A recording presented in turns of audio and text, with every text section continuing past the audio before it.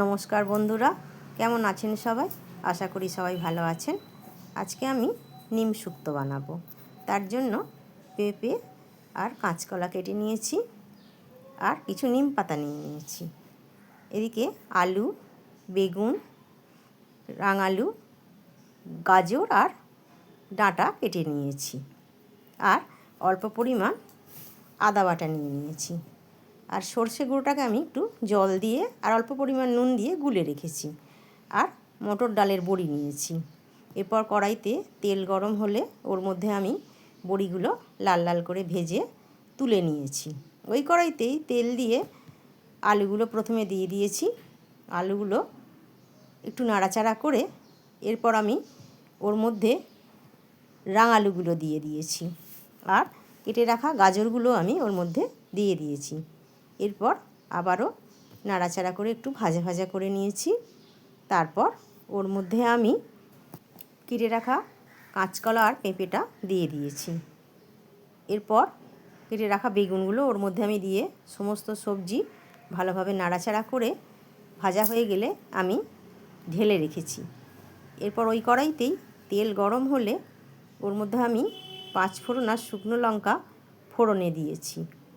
ফোড়নটা ভাজা ভাজা হয়ে গেলে ওর মধ্যে আমি আদা বাটা আর হলুদ গুঁড়ো দিয়েছিলাম। আদাটা ভেজে নেওয়ার পর ওর মধ্যে আমি অল্প পরিমাণ জল দিয়ে একটু নাড়াচাড়া করে তারপর সামান্য লঙ্কার গুঁড়ো আমি ওর মধ্যে দিয়ে দিয়েছিলাম। এরপর সমস্ত সবজি আমি ওর মধ্যে ঢেলে দিয়েছি। এই নিম শুক্তো আমাদের সবারই খুব প্রিয়। আমার ছেলে তো ভীষণই ভালোবাসে, কিন্তু ঝাড়খণ্ডে নিম পাতাটা পাওয়া যায় না, তাই ওখানে আর ওকে করে দেয়া হয় না। এখানে কর্তামশাইয়ের আবদার নিম ঝোল খাবে, তাই করা আর কি। এরপর সমস্ত সবজিগুলো ভালোভাবে আমি মশলার সাথে মিশিয়ে নিলাম। তারপর ওর মধ্যে পরিমাণ মতো জল দিয়ে দিলাম আর পরিমাণ মতো নুন দিয়ে দিলাম। আর বেটে রাখা সর্ষেটাও আমি ওর মধ্যে দিয়ে দিলাম। এরপর ঢাকা চাপা দিয়ে সমস্ত সবজিগুলোকে সেদ্ধ হতে দিলাম। এদিকে আমি অন্য একটি কড়াইতে ডাঁটাগুলো অল্প পরিমাণ তেল দিয়ে হালকা করে একটু ভাজা ভাজা করে নিলাম, কারণ ডাঁটাগুলো প্রথম থেকে দিলে তো ফেটে যায়, সেই জন্য। এরপর ডাঁটাগুলো একটু নাড়াচাড়া করে নামিয়ে ওই কড়াইতেই তেল দিয়ে আমি নিম পাতাগুলো দিয়ে দিলাম। নিম পাতাগুলো ভালোভাবে নাড়াচাড়া করে যতক্ষণ না ভাজা হচ্ছে ততক্ষণ নেড়ে নিলাম। এরপর নিম পাতাগুলো ভাজা হয়ে গেলে ওর মধ্যে আমি সেদ্ধ করে রাখা সবজিগুলো ঢেলে দিলাম।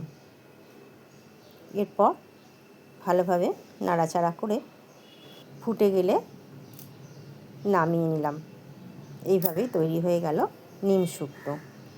ডাঁটাটা আমি শেষে দিয়েছিলাম, ওটার ভিডিওটা আর করা হয়নি, তাই আপনাদের দেখাতে পারলাম না। এই নিম শুক্তো খুবই ভালো লাগে খেতে। আপনারা একদিন বাড়িতে বানিয়ে দেখতে পারেন। সবাই ভালো থাকবেন। শুভ দুপুর।